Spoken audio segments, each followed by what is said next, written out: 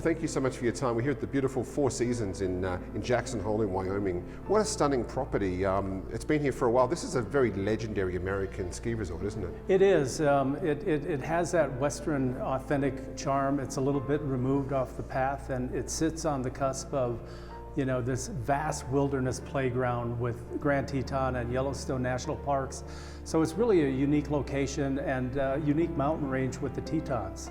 I find that some other US states get a lot of interest around ski season, but the accessibility here is phenomenal, isn't it? It is. So it's a very affluent community, Jackson Hole is. You can liken it a little bit to Aspen or some of the other affluent communities in the States in mountain resorts. So the infrastructure here is really quite good, from our restaurants and dining, our arts and entertainment, the galleries. We have the second most galleries in a Western art town, if you will, than Santa Fe. So that says a little bit about the makeup of Jackson Hole. And this time of the year, obviously, everyone comes here for the skiing as well. So the skiing is really good here. Oftentimes Jackson Hole gets a reputation of being too hard because we're only at 6,200 feet here as we talk on the valley floor. If you were in Vail, you'd be at 8,200, 8,100 feet. If you were in Telluride, you'd potentially be at 10,000 feet. So we're at a much lower elevation, but the mountain goes up to 10,000 feet. So the view of Jackson Hole is quite intimidating if you look at it from that regard. But once you're on the mountain, there's a lot of green runs, easy access runs, a lot of intermediate terrain.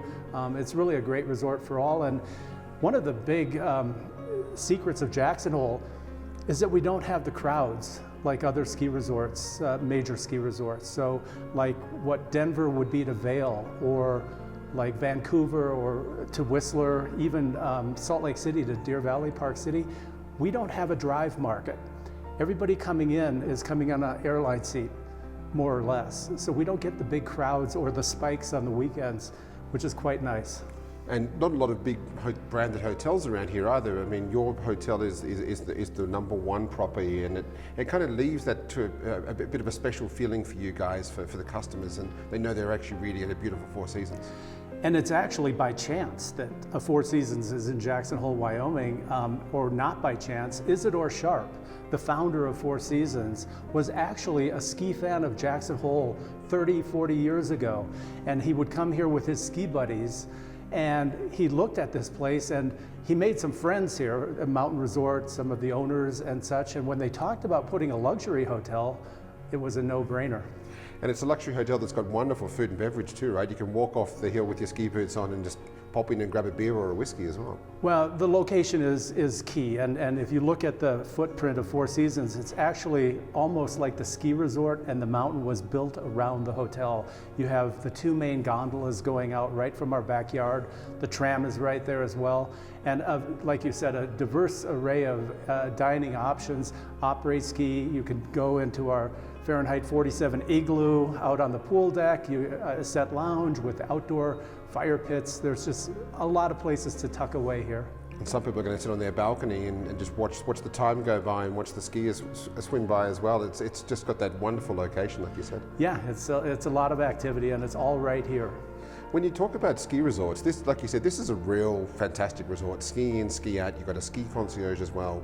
You've got the pool. You've got the outdoor dining. It really is something for everybody who wants to come here and ski or relax.